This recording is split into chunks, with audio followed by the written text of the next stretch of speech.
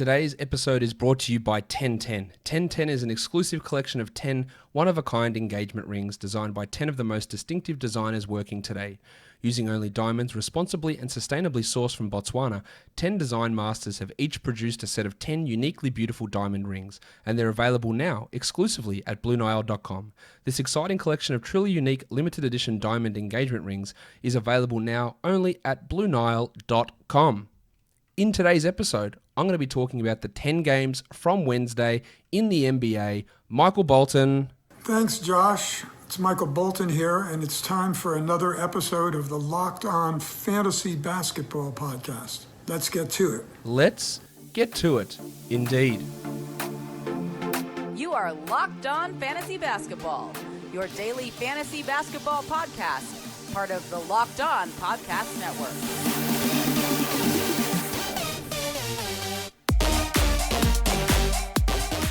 Hello and welcome to the Locked On Fantasy Basketball Podcast, brought to you by Basketball Monster. My name is Josh Lloyd and I am the lead fantasy analyst at basketballmonster.com and at Yahoo Sports Australia, and you can find me on Twitter as always at redrock_bball and on Instagram at Locked On Fantasy Basketball. For those of you asking, yes, I am speaking slower. Yes, I am speaking deeper. Yes, I am speaking softer. I am struggling with shortness of breath. I am coughing my absolute brains out. And the only way for me to be able to continue to do these podcasts is to just talk at a bit of a lower energy, lower volume, and slower speed. So I apologize that it is not my usual frenetic pace and volume and bombasticity, but otherwise I'd probably keel over and die right in front of you. So we've got Wednesday's games to talk about. Let's get straight into them. The first game up for us to look at was the Philadelphia 76ers beating the Hornets 118-111. Joel Embiid returned from one game off and he just toyed with the Hornets, really. 34-11 in 34 minutes, 2 steals and a block, 61% from the field, 90% from the line, 55 fantasy points. Just a monster game from Embiid. The thick hogsman, Tobias Harris. I think I am a TH? T to the H! Yeah, TH for life. Massive game from him as well. 26, 6, and 4. No defensive stats. We knew all that stuff was going to come down, and it is regressing pretty aggressively at the moment, but a big offensive night. Well, Dan Green decided he'd show some stuff. 16 points with 4 threes and the 2 steals and the 2 blocks. Green is more of a 12-team league player. A 14-team league player. He's a fringe 12-team league guy if you're looking for some defensive stats. Shake Milton hurt his knee early in this one. He was able to return. He played 19 minutes, had 13 points. Now, he's not a 12-team league guy anymore. We can get away from that. He's not worth rostering in those formats. He did end up with 20 fantasy points. It wasn't a bad night overall. He's like a 14-team league guy, and then if someone gets hurt, Green, Curry, then we can look at him a little bit more. Didn't mean to put those two words together. Wouldn't mind a Green Curry, to be honest. Maybe help to flush out some of this crap that's sitting in my lungs. As for Curry, 29 minutes. 0 points, 0 of 3 from the field. Remember, this bloke was like a top 70 player before he got COVID. Since returning, he's 217th. It's really rough. I think he can still be a top 100 guy, but also the value comes so much from him hitting threes and being a decent scorer, and that's just not happening at the moment. The minutes are also a little bit less than what they were before he got ill. So it is hard to sit here and say that he's 100% a must-hold. I probably still will, but it is hard to say. Tyrese Maxey almost out of the rotation. Matisse Thybulle, the painter, he's taken those minutes. 20 minutes for Thybulle, 5 points with a steal, while Maxey just played 5 minutes. I like Maxey long-term, but not working for him at this point. For the Hornets, no Paul Washington Jr., no Terry Rozier, so LaMelo Ball started. Ball is already the 58th ranked player this year in just 26 minutes a night. He's going to be a top 30 player at some point in the next year and a half. He had 22, 7, and 3 with 2 steals and 3 triples. He's unbelievably good. If they continue to bring him off the bench when Rozier returns, it's pretty poor coaching. Because I don't know why an NBA player gets as much leash to go out there and just miss every friggin' shot that he takes every game like Devontae Graham does. The dude played 40 minutes tonight. Now, I understand there are a lot of guys out here and Rozier's out. But another night of just watching this guy go an entire half without making a field goal, shooting 27% from the field. He ended up with 18 points and 7 assists. But stop shooting, my guy. Be like Rondo. Just pass up open shots because you're going to miss them. The 7 assists are still nice, but he should not be playing. There should not be a single game from here on out where he plays more minutes than LaMelo Ball. It will happen, but it shouldn't happen. I don't think that Graham... You've got no business rostering Graham unless you're punting field goals. And I think he's going to be the one that loses out when Rozier returns. Cody Zeller, minutes were a bit down and production wasn't great. That's what happens when you play Embiid, but he was still all right. 31 minutes, 9 and 8, 4 assists. He's a 12-team league guy. While as long as Washington's out, Miles Bridges could be an option. Now, Bridges didn't even get to the free throw line at all here, but still had 16 and 8 with 2 threes, while Gordie Hayward had 22, 6 and 9. Big numbers from those guys. Bridges has got that short-term 12-team league value at this point just because of those absences. Biyombo back into the rotation as well, with Paul Washington being sidelined. The next game that we take a look at, the Milwaukee Bucks, they pumped the Indiana Pacers, pumped them 130, 110. Now, earlier today, I did a All-Star show. People hated it. That's what people are going to do. How dare you? How dare you? It's insulting to leave Domantas Sabonis off and put Miles Turner on, which is what I did. And you have a look at this game and you go, mate, fair enough. 33 and 12 for Sabonis with 6 assists. Turner had 3 points in 23 minutes. Now, of course, people focus just on one side. Sabonis, he's the key to their offense, was the argument made. My argument is, then, okay, who's the key to the defense? It's the other bloke. And part of the reason I made that decision to have Turner in over Sabonis is that Turner was like a plus 12 on-off, and Sabonis, despite sharing the court with Turner for so many of their minutes, is a negative in on-off. Negative. So despite the big gaudy numbers he puts up, the team is better off when he sits on the bench. Now, of course, there's noise in that, but that bigger discrepancy is why I went with Turner. Now, it looks stupid after this game, but they were both... Look, Sabonis was still a minus 25 in this game. Turner was a minus 32, so that's horrendous. I still think that the defensive value that Turner has brought has been more valuable, but I'm open to debate on that. This was a shit game from Turner. He'll be better. No, don't worry. Justin Holiday had a big one. 15 and 8, 2 steals and a block with 3 threes in 29 minutes. He probably is more of a streamer than a must-hold, but not bad. While Mr. Assists and Steals, TJ McConnell, 12 assists, 1 steal. This is what he does. It's what he continues to do. That's why he's the 112th ranked player. Probably shouldn't be on waiver wires, to be honest. Malcolm Brogdon was rough in this one as well. 12 points on 29% shooting with 2 steals and 3 assists. While Jeremy Lamb, only 18 minutes for Lamb. And I know people criticize me, oh man, you're always the negatives on Lamb. It's not just the negatives. It's just trying to provide realism and saying that the dude's not going to be a 60% shooter or hitting 98% of his free throws. He, in fact, hit 100% of his free throws here. He just missed all 5 of his shots for 0% and 2 points. I still think that he's a guy to hold, but he was also playing at a level that was well above his head.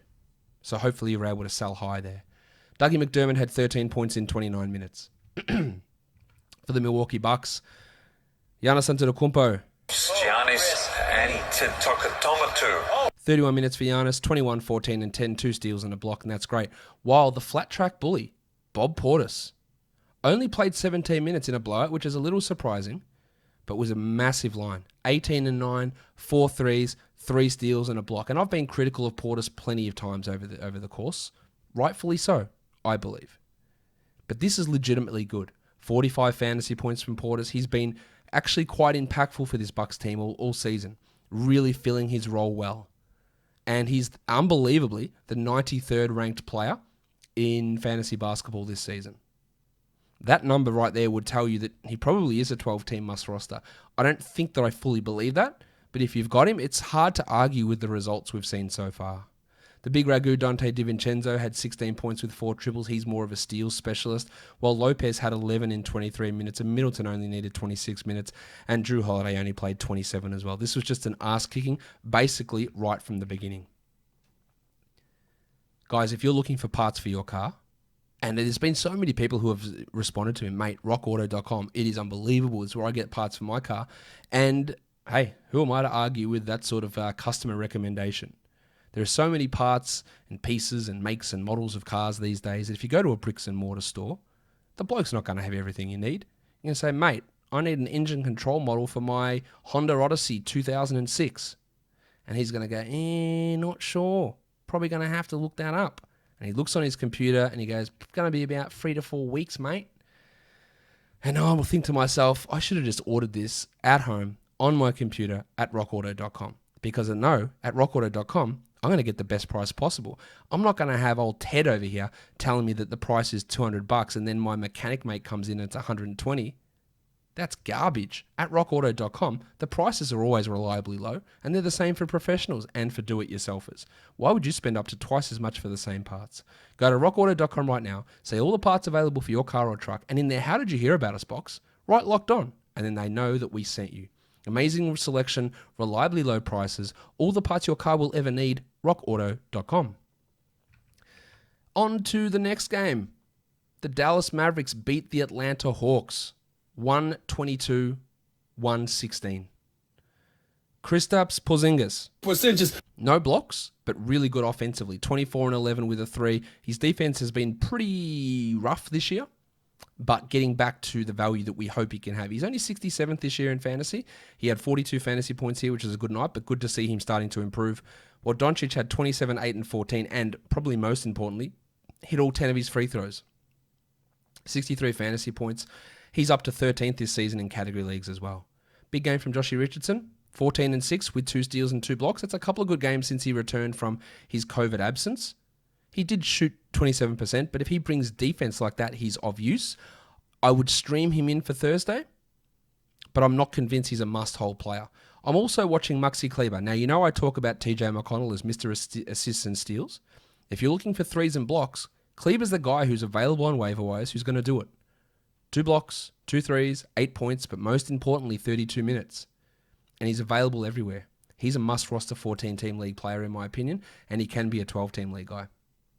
Finney Smith only played 29 minutes, with Hardaway eating into some of that, while Jalen Brunson has just stolen all the minutes from Trey Burke. 5 to Burke, 24 to Brunson. And that makes sense, because Brunson is the significantly better player. Brunson's a good assist streamer as well, especially if you're looking for that on Thursday. You can look to add him in there, but he got 4 assists here with 12 points, and I just feel really comfortable when he's on the floor. He just is measured and calm in his approach. For the Atlanta Hawks, the Baptist, John Collins. 40 minutes, 35 and 12. A little bit empty after that. 1 assist, 0 steals, and 0 blocks. Perfect sell-high opportunity. He shot 76% from the field. There are plenty of John Collins believers out there. Man, the Hawks, they are doing my boy dirty. They're dicking him around. He needs to get freed. Find that person in your league. I like Collins a lot. I think he's quite a good player, and I think some of the narratives around him aren't accurate at all. But there are people acting like he's the second coming of Karl Malone, and that he's being completely unfairly dealt with by the Atlanta Hawks, and that's just bullshit. He won't have games like this all that often. Capella did have some foul issues in this game, and that led to more minutes for Collins, and also the absence of DeAndre Hunter helped him too. So look at him as a bit of a sell high. If you can get maybe top 30 value back, just find the person that believes in freed John Collins. I reckon we've got to have a discussion about Cam Reddish.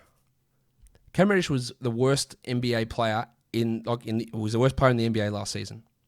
Until about the last 6 weeks of the year, and something clicked, and he seemed to turn it around. The shot was going in. He looked good, so much so that the Hawks, from what I was told from people who had internal conversations, he was the guy that they were banking on to be that player behind Trae Young or next to Trae Young. Ahead of DeAndre Hunter, probably equal to or ahead of John Collins as well. They believed in him. He's been dreadful this year. So outside of like a 6-week period to end last year, his NBA career has been bad, like very bad. And he was very bad here today. 23 minutes, 2 points on 1 of 8 shooting. He should not be rostered in 12-team leagues. And I really worried if that was just a little hot streak of shooting and maybe he just isn't an NBA starting caliber player. It's something to discuss, I think. Trae Young had 21 and 9, pretty good night from him, while Capella had 10 and 13 with 3 blocks, and Fanapants, Kevin Huerter, big game from him. He's been much better than anticipated for me this year. 39 minutes, 21 points, 10 assists, 4 triples, 2 steals. Getting a boost in value because Hunter's out, but he is clearly better than Reddish. It also helps that Bogdanovic is out too. So while Huerter has some value short term now, it's not going to last all season.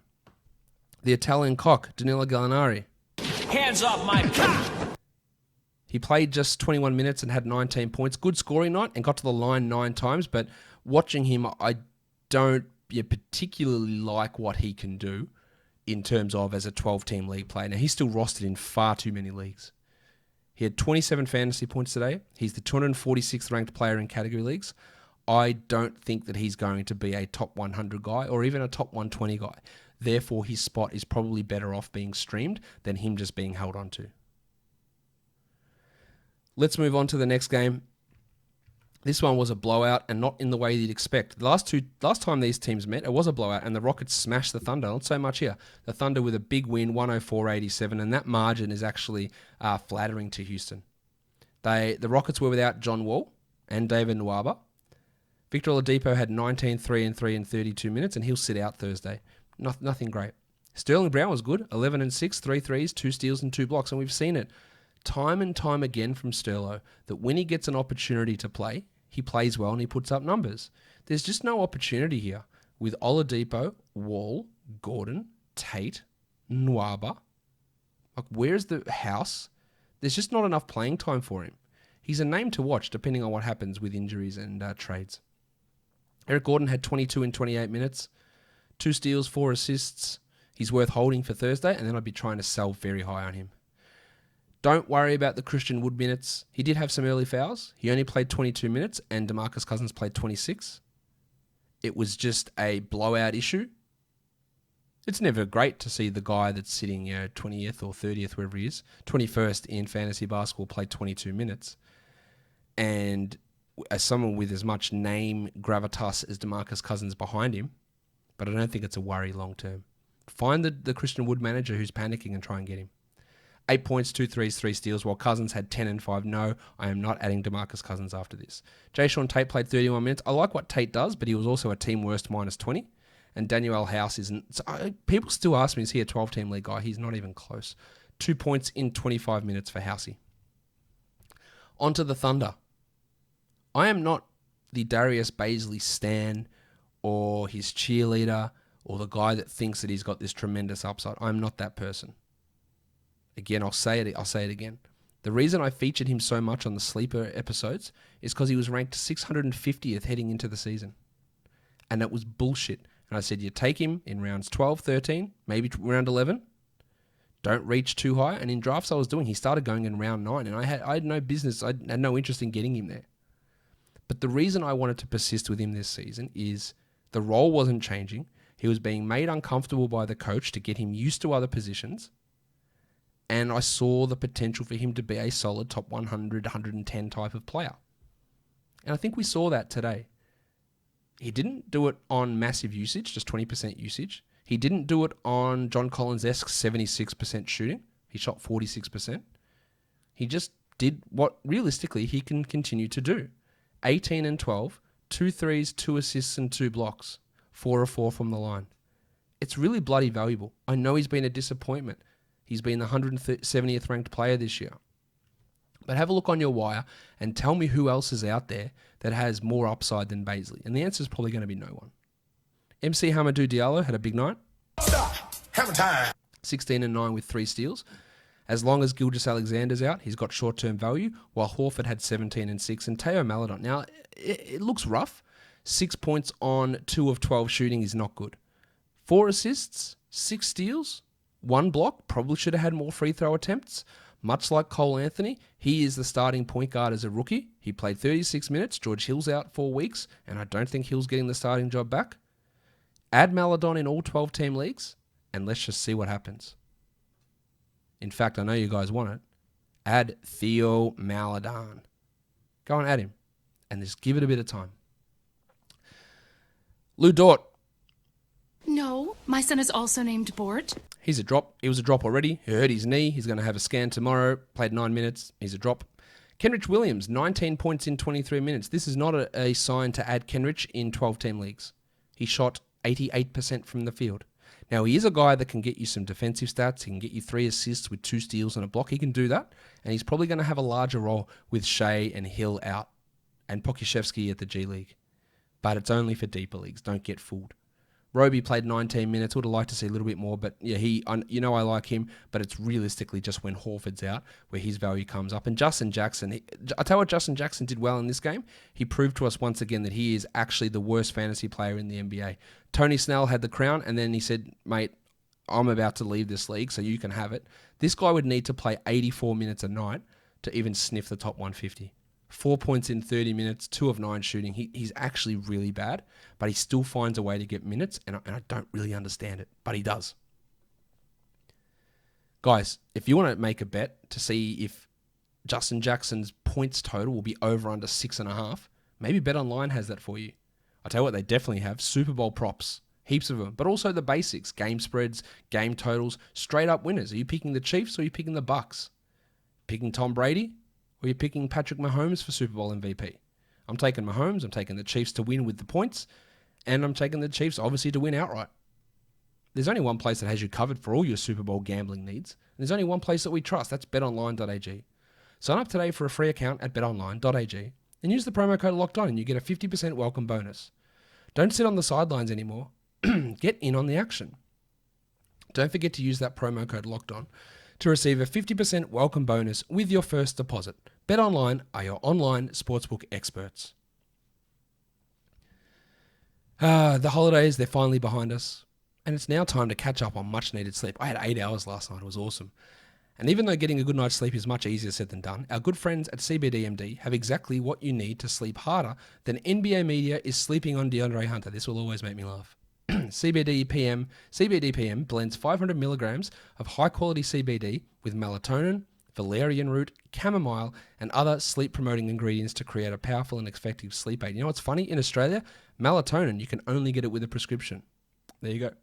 If you want to relax a little before bed, the new CBD bath salts fuse superior CBD with Epsom, Dead Sea, and Himalayan salts to turn any bath into a luxury experience. And they're available in lavender or eucalyptus scents, as well as a soothing nighttime blend with melatonin and calming herbs. And to make it even easier to get the year started off right, they're offering all our listeners 25% off your next order when you use the promo code NBA at checkout. Once again, that's cbdmd.com. The promo code's NBA, and you get 25% off your purchase of superior CBD products from CBDMD. Let's flick it now to the next game. It is the New York Knickerbockers and the Chicago Bulls. The Knicks get the win over the Bulls, 107-103 in the end. And I told you this was going to happen. I couldn't tell you when it was going to happen, but I told you it was going to happen. Told you. Alfred Payton played 35 minutes. He had 20 points with 8 rebounds and 4 assists. And as soon as he played well, you knew that laughing numbskull Tom Thibodeau would get in there and play in big minutes. It was always going to happen. So therefore, Emmanuel quickly played 13 minutes. Thibodeau says, screw developing anything. Let's try and just wring whatever value we can get out of the busted-ass half lemon that is Alfred Payton, Austin Rivers, and Reggie Bullock. Don't worry that we've got lottery picks wasting away on our bench. Don't worry, we've got a rookie who's one of the top 3 rookies in the NBA this season, and we'll limit him. Don't worry about that bullshit. I just have a rule, and I'm inflexible as what my current hips feel like, and I just won't break that rule. It's frustrating, it's bad, it's wrong, and the Knicks are winning games, right? That's fine, but they are not in the position to win games. It means nothing if they win games. Oh, well, they get to 10th, and they're in the play-in game. Who gives a shit? It just makes their draft picks worse, and they get stuck in this zone forever.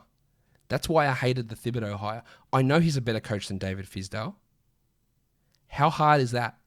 How hard was that to be better than Fizdale? I know he's better. It's clear. But it doesn't actually mean anything. So, if you added Emmanuel quickly, which you should have, you're going to have to deal with this bullshit. But you've got to play the long game here. Because Peyton will probably suck next game, and he'll play 20 minutes, and quickly he'll play 29. But this is what happens with Tibbs and his bullshit. Alec Burks only played 19 minutes. Very tough to hold him, 3, 3, and 5. While Nerlens Noel had 3 blocks, an excellent defensive steals and blocks streamer. 3 blocks in his 20 minutes, while Mitchie Robinson had 8 and 11. Good game from the double royal as well.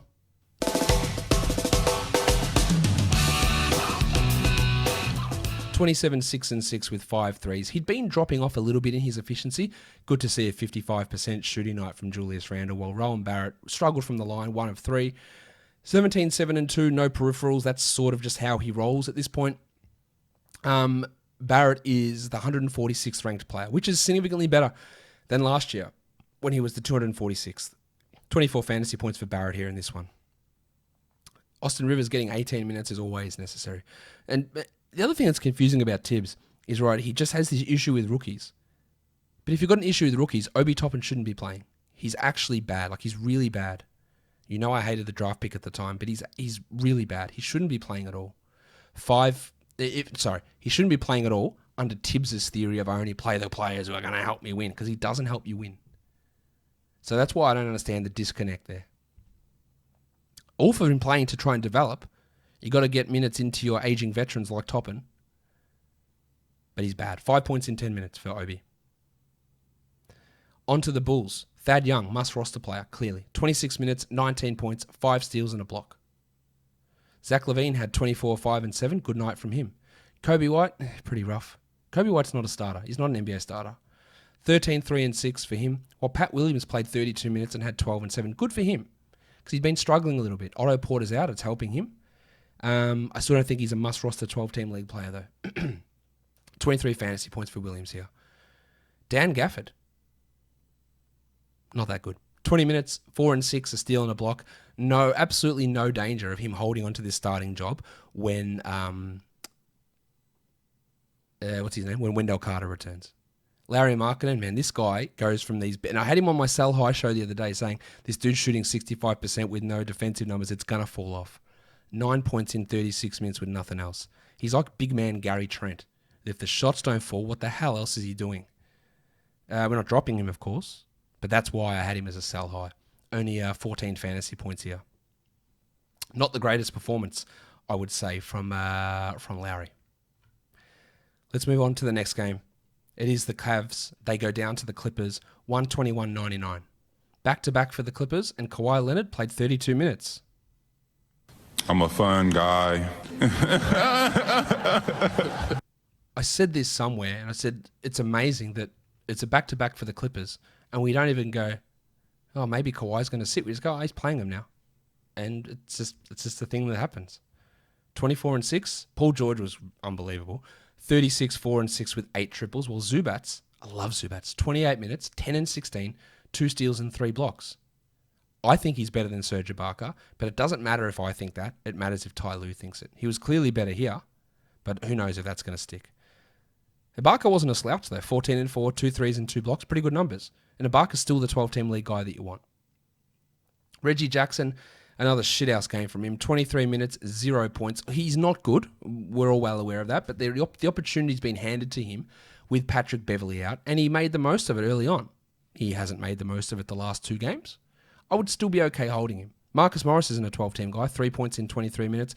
While it was a stinker from Batum, 7 points in 24 minutes, but he's still worth holding in 12s.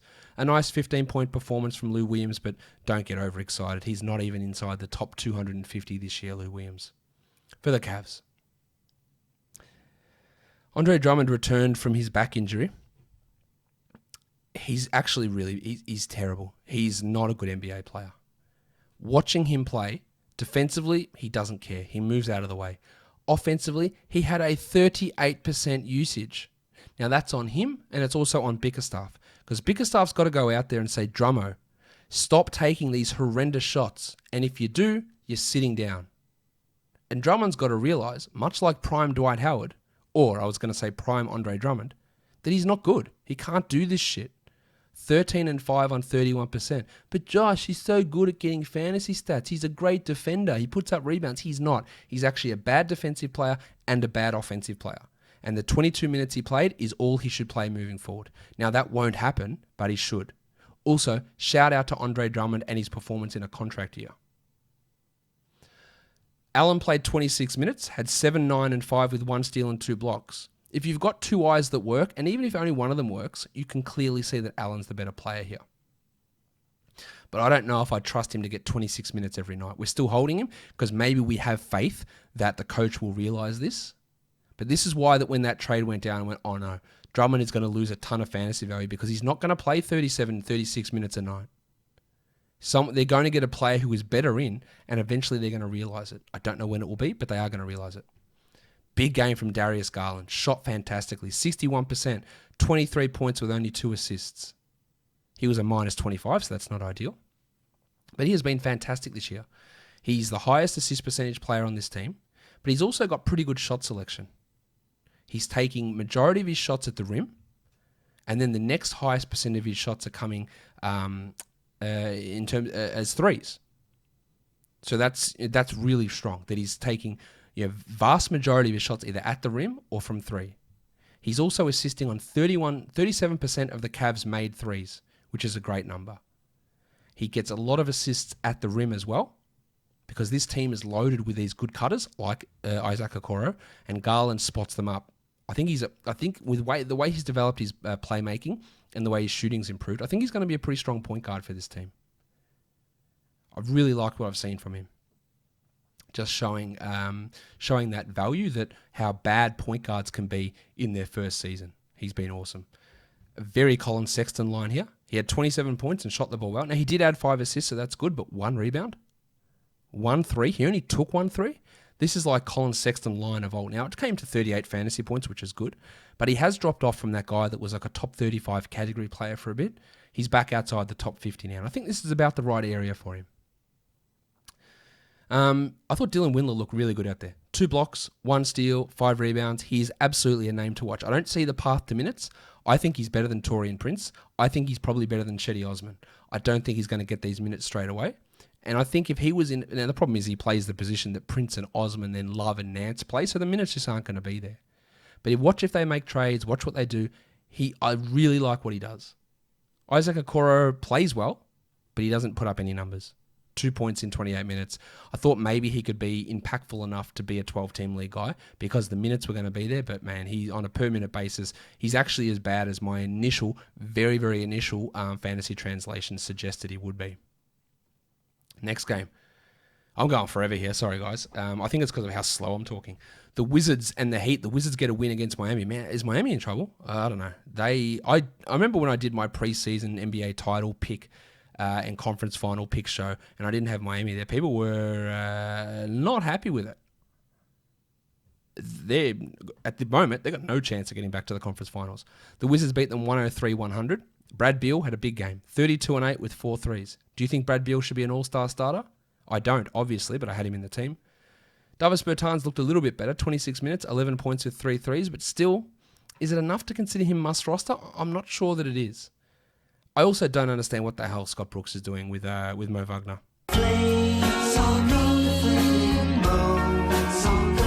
Now, I know the organisation doesn't think he has a future there, but they surely don't think that Robin Lopez does or Alex Len does, who played 27 minutes. Len had 10 and 8 in this game. I reckon we drop Wagner. We needed him to get consistent 24-25, and it's just not going to happen. Len's a name to watch for deeper leagues. Troy Brown back in the rotation. Should never have been out of the rotation, but he was back in it. 9 points in 21 minutes with 7 rebounds, but it also took Westbrook being out, and it took Neto being injured for him to get back in. Please drop Rui Hachimura. He's not a 12-team league guy. 35 minutes, 11 and 9, 27% shooting, 56 from the line. He's not worth it. And Ish Smith went scoreless, missed all 8 of his shots, and they still won. 6 assists for Ish. He was a stream option with Westbrook being out. For the Heat, another strong game from Adebayo, 17, 11 and 6 with 2 steals, while Jim Butler was awesome as well, 19, 8 and 9 with a steal and shot 82% from the line. Olynyk minutes pushed back up, 27 here for Cali. 8 and 11 with a steal and a block, shot 22%. But those sort of minutes are worthy of 12-team value. He's probably more of a streamer at this point and a definite 14-team league guy, but that's something to watch. While Tyler Hero had 20 points and not a lot else. Everyone has a hero. True. 0 people shouldn't have a hero. Yeah. Dragic struggled, 10 points with 4 assists. I am still holding him in most 12-teamers, but again, if there is a hot free agent out there, I don't think his upside is all that high that you need to hold on for dear life. Max Strus, who played well last game, played 3 minutes. And Kendrick Nunn, of course, again, was a DNP CD. Let's move on to the next game. The Minnesota Timberwolves, they are horrendous. They lose to the Spurs 111-108. They were up massive in the fourth quarter and then just horrendous coaching, horrendous point guard play, and they lose 111-108. I've said it before and I get criticised, but I don't actually mind getting criticised for things that I feel pretty confident in. He's not a good basketball player in terms of winning games. Someone tweeted at me the other day saying if D'Angelo Russell still played for Kenny Atkinson, he'd be an all-NBA player. I couldn't believe it when I read it. He's not actually an NBA caliber starter, I don't think. Now, that doesn't always tie into fantasy value because he's going to play, he's going to get minutes, and he's going to put up numbers. 20 points, 5 assists, and 3 blocks, weirdly. But man, he is not good. Malik Beasley had 29 points. He's been a big surprise this year to me. He had that 4-week little audition last year with a ton of players out and stepped up, and he's continued on, so good for him. Well, Naz Reid had 8 points, 11 rebounds, and 2 steals in another start, but he'll go back to the bench. When Towns is back, another start for Anthony Edwards. I doubt they're moving him out of the starting lineup, but 14 and 6 is all right, but still, he just lacks so much from a fantasy perspective. So much in those peripheral numbers. The efficiency is a problem for him as well. But again, who is the higher player or upside player on your wire? I don't know who it is. He had 27 fantasy points here. Vanderbilt only 16 minutes. This is not good considering Towns and Hernan Gomez didn't play. I think they're going to go back to limiting him, which is a shame because he's better than so many other players that get more minutes. I reckon you could probably consider dropping him. Josh Okogie continues to start and not do huge amounts in his time. Jalen Noel's a guy I like. Deeper leagues, absolutely. He's putting up some interesting scoring numbers. He's probably going to lose his role when Culver comes back. But I'd argue that at this point, he's better than Jared Culver. Culver's not doing a huge amount here at all. For the Spurs, LaMarcus Aldridge is out and he's going to miss a few games. Jakob Poeltl played brilliantly. I'd add him. 19 and 8, a steal and 4 blocks. You know that I've spoken about Poeltl many times, that I love what he does. His advanced stats love him. And I said probably next year, he's going to be this top 60 player. I don't see them benching Aldridge for Poeltl, but if Aldridge is hurt, Poeltl's going to start and he's going to be great. Add him and let's figure it out later. Maximum Derek White only played the 25 minutes. Maximum Derek. 10 points, 8 assists and a block. Please make sure he's not on your wire. Please. People are saying to me, I'm not sure who to add. I'm trying to find a name that would make more sense. But it'll be like, do I add Cameron Johnson or Derek White? Guys, get Derek White out of your head for the end of roster value. That is not who he is. He's a top 60 guy, top 50 guy best case. DeJounte had 15, 11, and 6, while DeRozan was really good. 30 and 8 with 6 assists, of course, no threes, but great 91% from the line. Keldon Johnson, poor night from Keldon, 6 points in 21 minutes, while Lonnie Walker somehow was worse, 1 of 10 for 2 points. Lonnie has no business in a 12-team league, and honestly, no business in a 14-team league, and you know what? Also, honestly, probably no business in a 16-team league. He's the 225th ranked player this year, and he's been given every opportunity, and he's just not good. Trey Lyles had 9 points in 13 minutes, not much to look at there with him, I don't believe. All right, on to the next game of the day. The Phoenix Suns, they just get embarrassed by the Pelicans, 123-101. Devin Booker, man, 25 points is good for sure. 2 assists and no threes is not. No steals, no blocks. 88 from the line, that's coming back. I don't think top 20 Devin Booker's returning because it relies upon him being a 90% free throw shooter, but also being a guy that gets 6 assists, and that's just not going to happen. McCall Bridges brought the defense, 1 steal and 3 blocks, but only 8 points. He's a much better category league player than he is a points league player. Therefore, there is some buy low value there. 28 fantasy points today is all right. DeAndre Ayton, again, this guy's so frustrating. And he must be frustrating as a Suns fan as well. 13 and 11, good rebound numbers. 1 block, 1 free throw attempt. Like, dude, you look huge, but you just cannot put your stamp onto a game. Not sure if top 28 never returns either, to be honest. Chris Paul was always a sell high option, as I detailed on my sell high show. Didn't expect him to drop this much. 10 points in 25 minutes with 4 assists and a steal.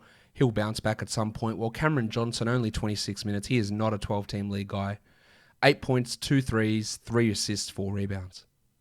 How about Jay Crowder? 13 minutes. Are they that out on Jay Crowder? Now, to be fair, Jay Crowder's reputation has preceded his level of play for a couple of years now. Have the Suns just figured out that he's not good? 13 minutes is wild, especially when Abdul Nadir's playing 13. I like Nadir. I think he's better than Crowder. And 16 minutes for Langston Galloway. All this comes down to saying it's a pretty clear drop for Crowder in 12-team leagues, and I think you've got to make the move in 14 teams as well. This was just ugly from Phoenix, real ugly. On to the Pelicans, Zion Williamson. Now we know he's a high usage player, or he can be, 28 points, 86 from the line. Most players, if they did that, I'd say, well, that's not happening, that's not sticking. For Zion, I go, you know what? Maybe it can. He just can't be stopped sometimes. 28 points on 14 shots. He was 75% from the line. He hit a 3. He had 7 boards, 6 assists, and a steal. The framework for being a top 10 player is there. We saw it a couple of games ago, flashing big steal and block numbers. We saw it here, flashing assists. We've seen it all season and last year, big scoring on big field goal percentage. We've seen the flashes of the improvement in free throws. It's all there. It's just all got to come together. I think that's for next season. I think, do I want to say it? I think he's a top 10 player next season. Under no circumstance am I drafting him there. And I'd like to see how more of this season progresses. But my early season call is he's a top 10 player next year. Ingram had 23, 4, and 6 with 2 blocks. And Lonzo Ball, since he heard the trade rumors, he just went, screw this. I'm just going to play awesome now. 18 points, 4 threes, 6 rebounds, 1 assist and a steal. He's been great. 59th ranked player over the last 2 weeks. Steven Adams returned from his 1-game absence for it to be a plus 21, 11 and 13, good stuff there, while Bledsoe was also relatively solid, 11 and 3. Alexander Walker, just the 20 minutes, 6 points, 5 assists and 3 steals, so the 5 assists and 3 steals are nice. The 29% usage is nice. He's a luxury stash. We're waiting for a Bledsoe trade, which I think will happen, or a Lonzo trade. It doesn't actually matter if JJ Redick really gets traded. Now, Redick did play 18 minutes here, but that's not impacting Alexander Walker's minutes that much. He can still be useful enough in, say, 14-team leagues, Alexander Walker, to play regardless. But realistically, in standard leagues, we're looking at him as just a long-term stash. They put Billy Hernan-Gomez in as the second center ahead of Jackson Hayes. Now, let's be honest, Stan Van Gundy got fooled by 1 game. Hernan-Gomez isn't very good. Hayes also isn't very good. Let's be clear about that. Hayes is also 20 with some room to improve. Hernan-Gomez had 4 and 5 in 19 minutes. I'd like him to play a little bit more Kyra Lewis, who only got in for garbage time. He had 2 points in his 20 or 3 minutes. I wonder if Jackson Hayes is going to go make a video telling Van Gundy to suck his dick. For those of you who don't know what I'm talking about, after he was snubbed from the rookie sophomore game last year, he went on Snapchat, Instagram Live, I'm not sure, and told the NBA, the whole organization, to suck his dick. Jackson, you're not that good. Yeah, hated that pick when it was made, and it hasn't aged particularly well for David Griffin in that spot, as he's losing his job here to Billy Hernan-Gomez, a guy that's on, I believe, his 3rd NBA team. Not great from the Suns in this one, but a big win for the Pelicans for sure. All right, so let's go on to the last game of the day. The Sacramento Kings squeak one out against the Celtics, 116-111. Great win from the Kings there in the end to get that one. There was no Kemba Walker or Peyton Pritchard or Marcus Smart for the Celtics, so they had to run some pretty iffy lineups. There was a double-double from Tristan Thompson in there, 17 and 10. Not much else. I don't know why Thompson's getting as much playing time, and I need to do some work on this. But I'd love to see their record and their on-offs and that sort of stuff when they play with the 2 centers. I don't like it at all. 17 and 10 for Thompson, 11, 4 and 4 for Tice. Tice is the guy that I'd prefer there. It was also the Rock DJ, Robbie Williams, with a big game. He played 19 minutes. He had 9 and 8 with 2 steals and a block, and he was a perfect 4 of 4 from the field. Now, we've never denied that when Williams gets minutes, he'll put up fantasy stats. It's just finding those minutes, which is going to be extra tough when Smart returns and when Walker's playing, because they won't start 2 centers for Williams to get 18 minutes a night. He can be a nice streamer for blocks and for field goal percentage in particular. He's got real value there, but upside is pretty limited until they decide to play him ahead of Thompson. Jason Tatum, 27, 9 and 10, a big night there. Not all that efficient, but big usage. While I talked ad nauseum about Jaylen Brown being a regression candidate and a sell high, a lot of people disagreed with me. It just never felt right that he was going to be a 60% pull-up mid-range 2 shooter. He's really good. Had him in my all-star team today. 21 points, but 39% shooting. 4 assists, 0 steals, 1 block. We're seeing it start to come down now. He's still a guy that's around that top 20. He'll probably fall outside the top 20 after today. But I think he's more of a 30 to 45 ranked player versus a 15 to 20 ranked player. Jeff Teague is cooked, man. My name is Jeff. And I've said this for weeks as well. He will not be a rotation player by the end of this season.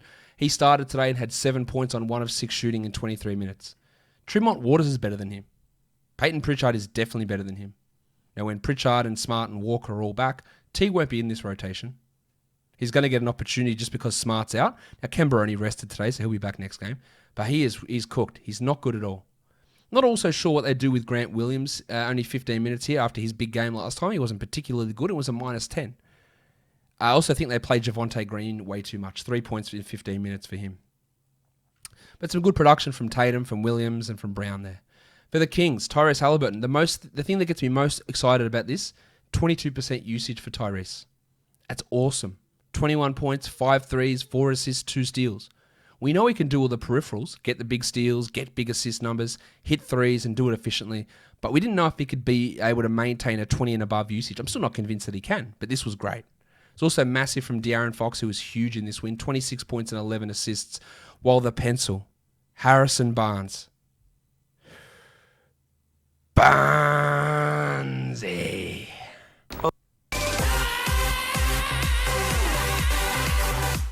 24 points for Barnesy. 5 rebounds and 6 assists. And you look at it and you go, shit, he didn't even do it on high percentage shooting. 41%. But, he got to the line 10 times and he hit 9 of them. That's a key contributing factor. Barnesy's the 28th ranked player over the last 2 weeks. I think he's a massive sell high. But unless someone wants to give you a top 70 or top 80 player back, I'm not selling him. Just write it out. He's playing unbelievable. Best basketball of his career, easily. Bud Hield had 15 and 11. The 11 rebounds are a nice surprise, to be sure. If I can find the button.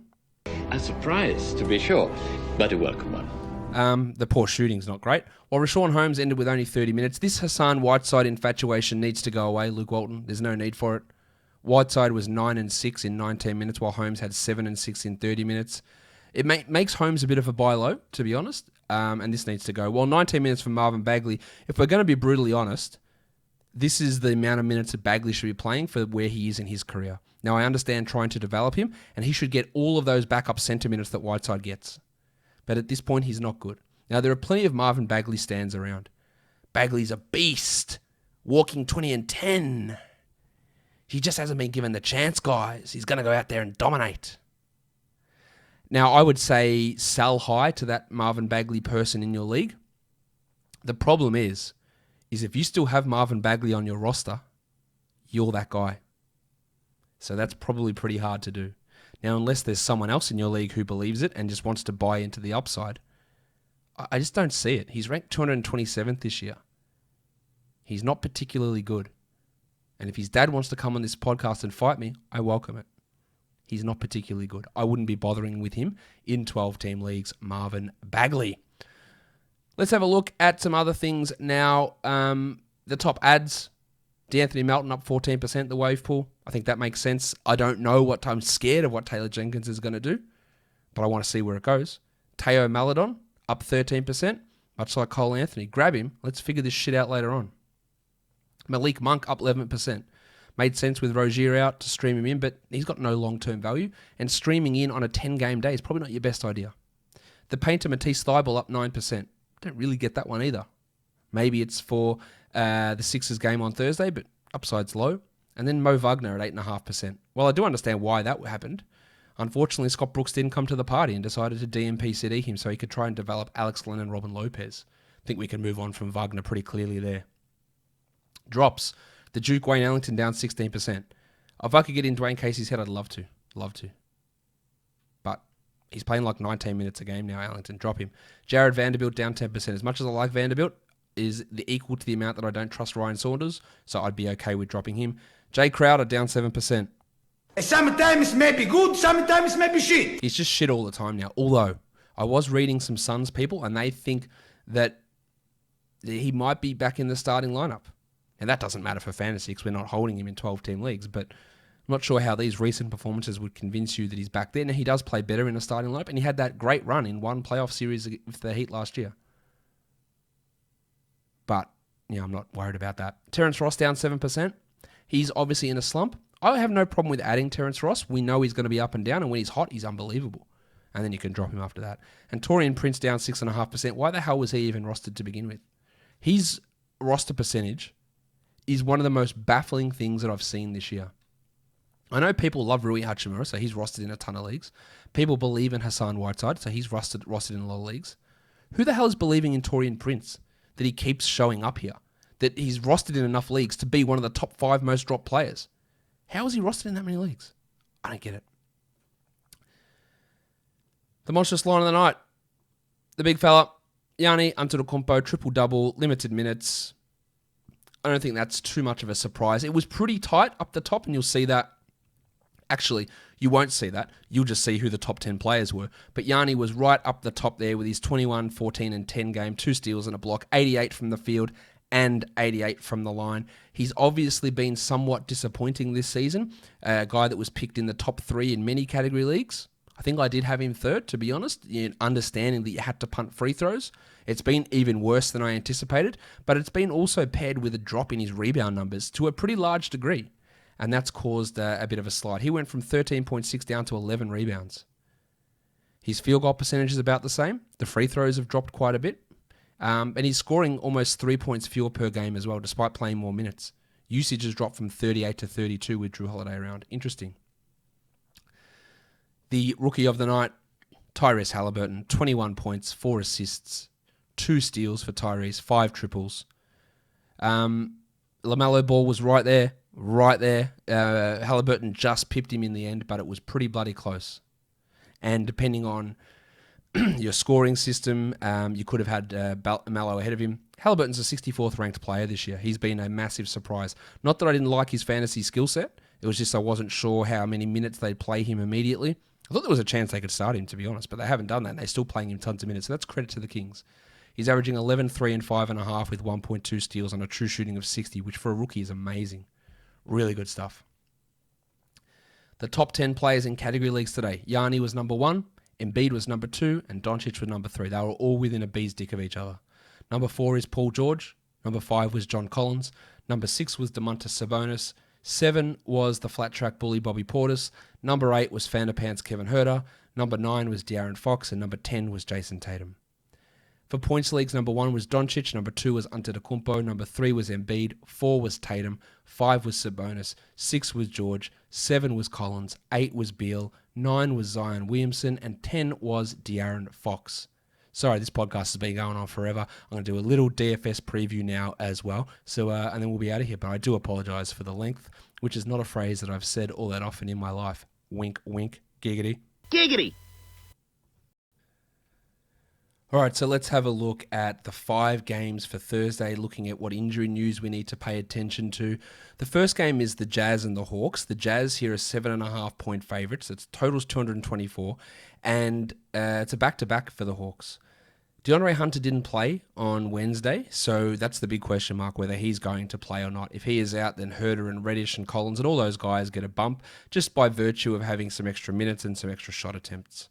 Utah, pretty injury neutral at this point, I guess is the way we'd play it. The second game is the Warriors and the Mavericks. No spread or total out at this stage. It is a back-to-back for Dallas, so Kristaps Porzingis, we're assuming he's not going to play. Percentages. So Willie Cauley-Stein will probably be the guy that gets the start at center. Some extra value maybe for Maxi Kleber there as well. For the Warriors, no Looney, no Wiseman. So we're probably going to get Juan Toscano Anderson starting next to Draymond Green. Gives a little bit of extra value maybe to Eric Pascal, depending on how his back's going, but he was absolutely dreadful in the last game. But there is some value really opening up there for Toscano Anderson.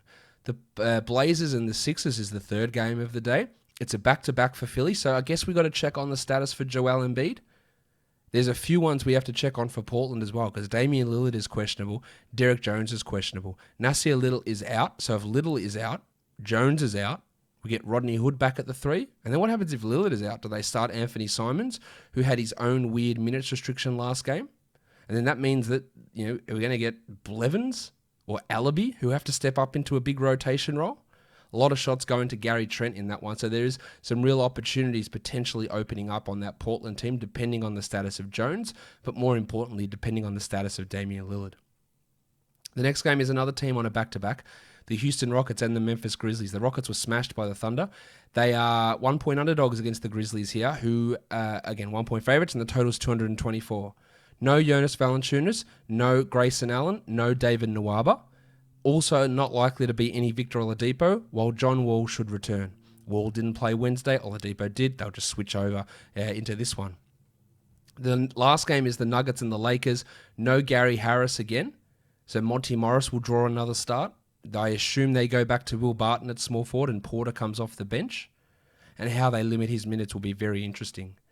Anthony Davis and LeBron are both probable, but we know they're going to play regardless. PJ Dozier out for Denver there as well.